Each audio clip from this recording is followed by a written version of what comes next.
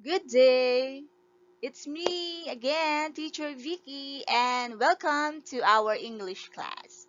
So for this week, 5 and 6, quarter 1, we are going to discuss about the visual elements. Are you ready to listen? Let's go! So in this lesson, we will interpret the meaning suggested in visual media through a focus on visual elements.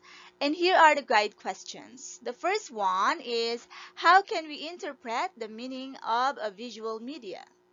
Number 2, how can we identify the lines, symbols, colors, gaze, framing, and social distance in terms of meaning and kinds? So visual elements are any characteristics that we can see, including line, shape, direction, size, texture, color, and value.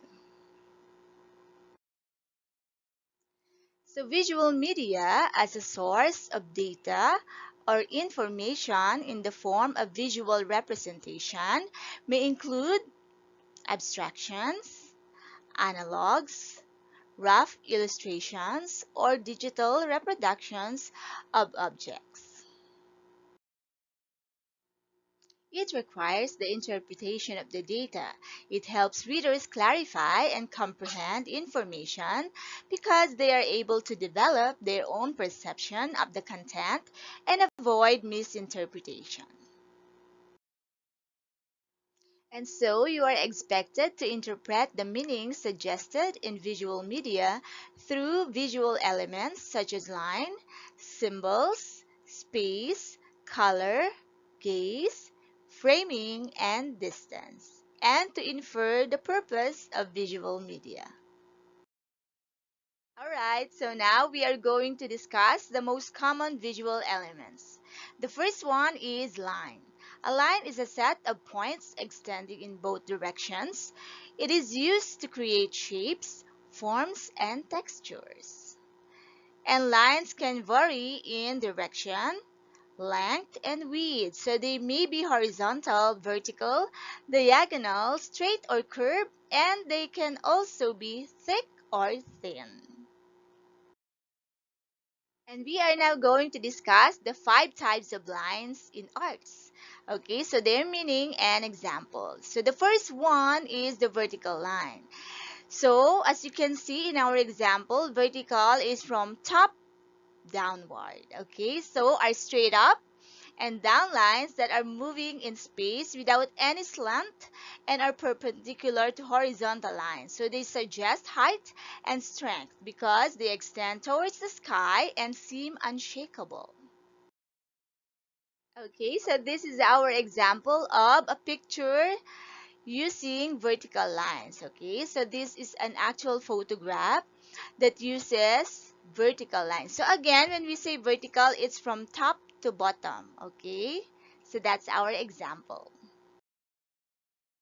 The next one is the horizontal line. So these are the straight lines parallel to the horizon that move from left to right. So they suggest width, distance, calmness, and stability. So again, when we say horizontal, it's like this. Okay, so it's like from the horizon. Okay, so it suggests an image of the horizon.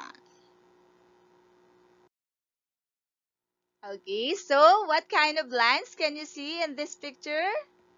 You are right. So you can see the horizontal lines. Okay. Yes, I can see one vertical. Okay. But those lines are actually blurred. Okay. But the most prominent lines are the horizontal. So let's move on to diagonal lines. So these are straight lines that slant in any directions except horizontal or vertical. So when in use, they suggest movement or lack of stability. So it can be like this or it can be like this. Okay, so it's a slant image.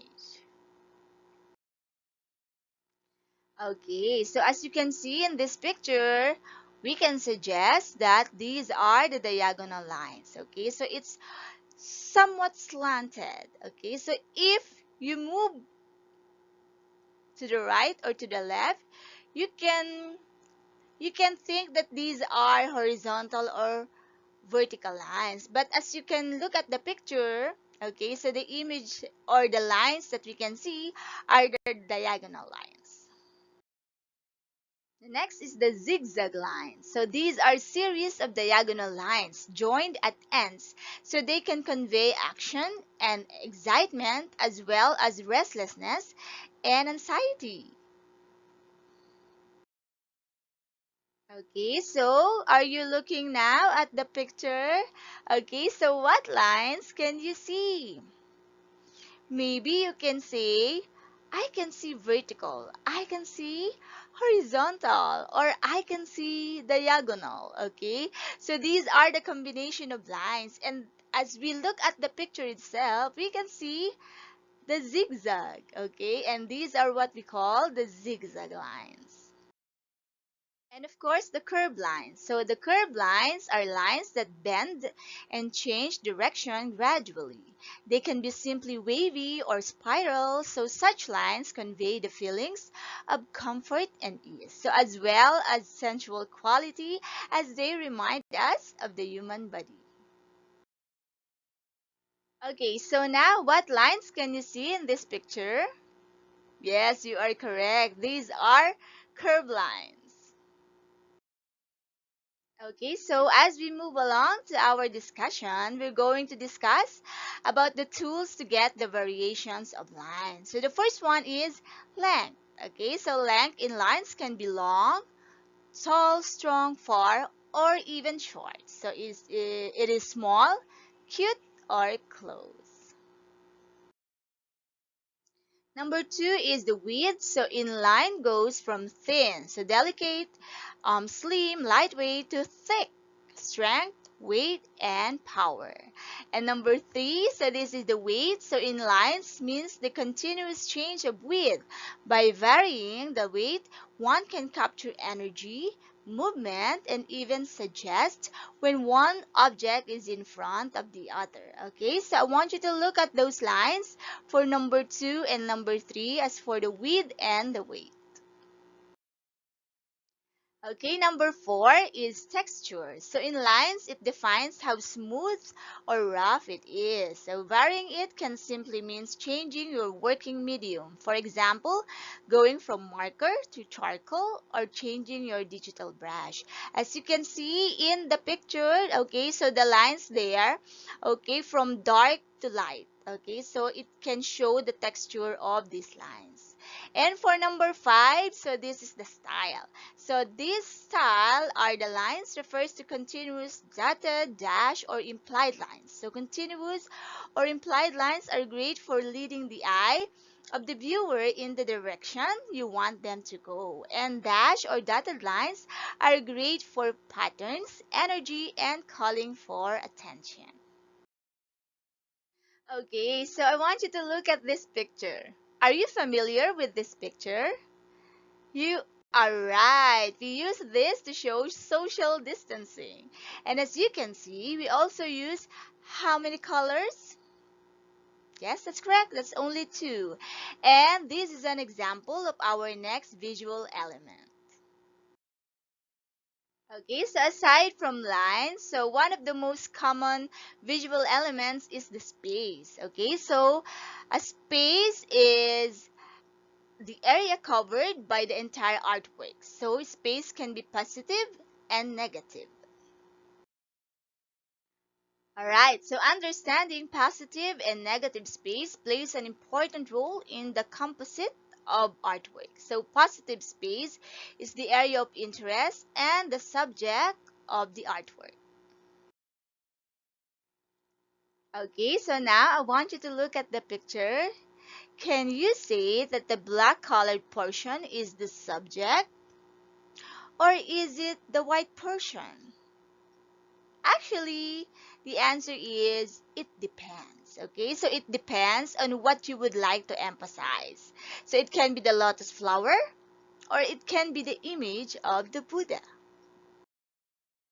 Okay, so we are on the next um, most common visual element. So the next one is the symbol. Okay, so a symbol instantly makes people think of traits or message that they want to associate with a company or a group or product or service.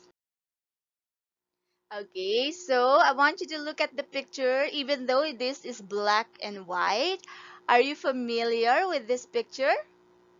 Yes, okay, that's correct. Okay, so this is a logo of the electric company. Okay, so through the image, people find it easier to recognize, identify, or recall images than text, right? And the symbol represents the picture. So let's move on to color. So a color is very powerful, correct?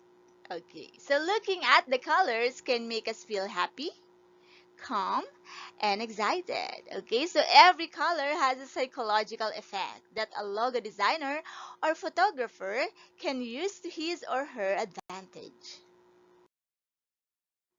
Okay, so can you agree with me that color can create varied emotions? Okay. Yes, okay, yes, they do.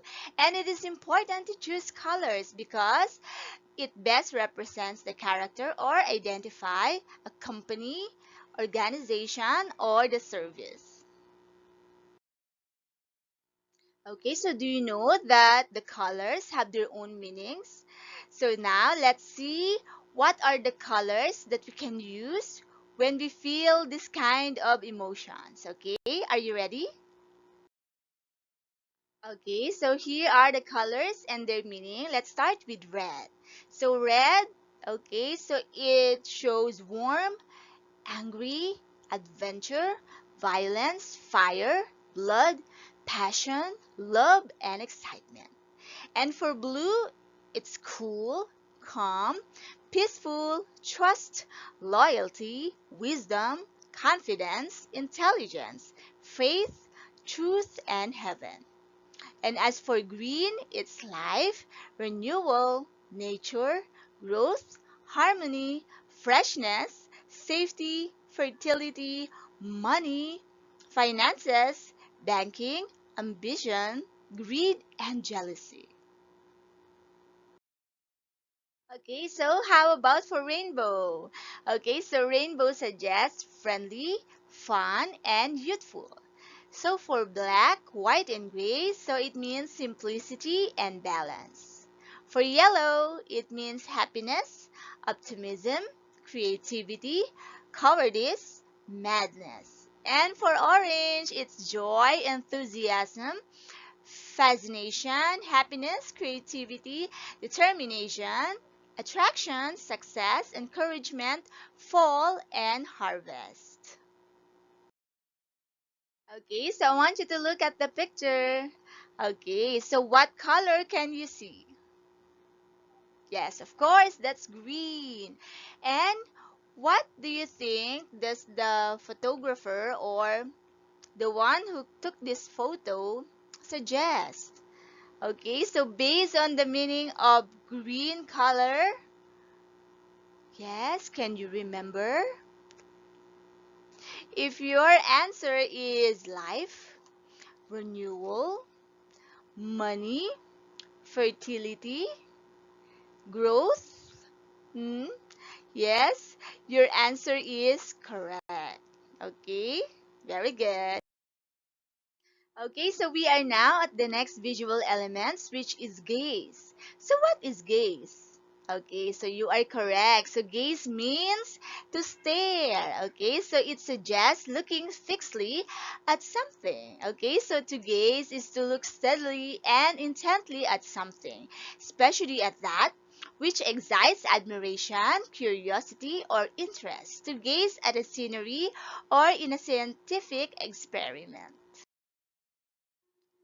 Okay, so to gaze or to stare is to gaze with eyes wide open. So, as from surprise, wonder, alarm, stupidity, or impertinence. So, to stare unbelievingly or rudely.